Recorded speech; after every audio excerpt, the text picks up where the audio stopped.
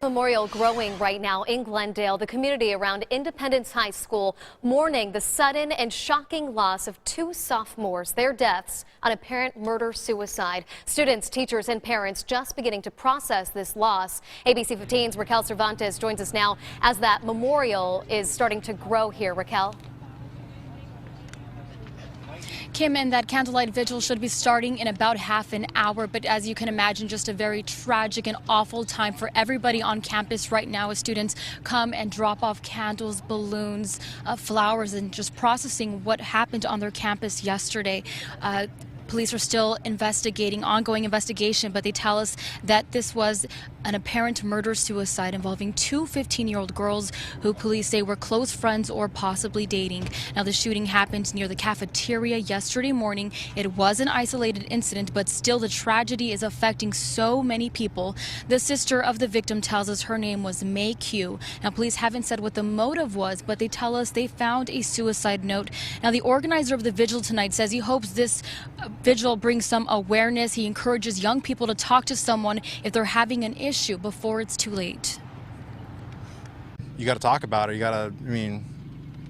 Teens really don't typically talk to their parents. I never did, but we listen. Like, talk to your children, talk to your friends.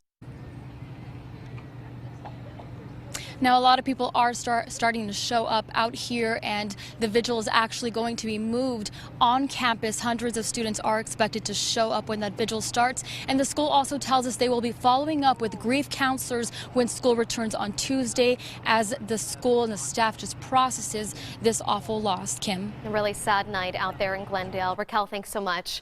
As police investigated the shooting, the school was on lockdown. It's hard to imagine what it was like for both the students and their families. We're told there was panic and confusion before any reunions got to happen.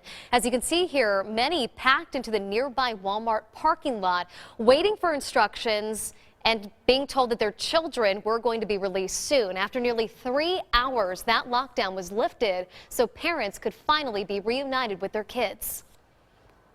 When I hear their voice, I start crying because they were okay, This is like a nightmare.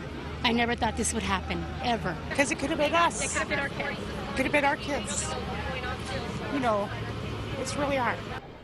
Glendale school officials say they communicated the best they could during this tragic situation, saying safety was always their #1 priority. We've also heard stories from students saying that cell phones were taken away during the shooting when it happened and after, but district officials are saying that's not true. In terms of communication, we should also stress that police were on campus in less than 2 minutes.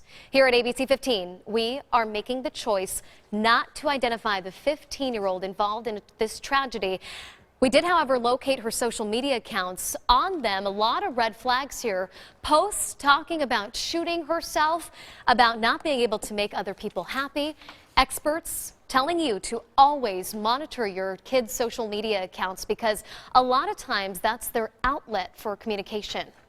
A 24-hour crisis line has been set up to help those impacted by this deadly shooting. You can reach the Crisis Response Network, 1-800-203-CARE. Another great resource for teens and parents is Teen Lifeline. You can call or text them at 602-248-TEEN.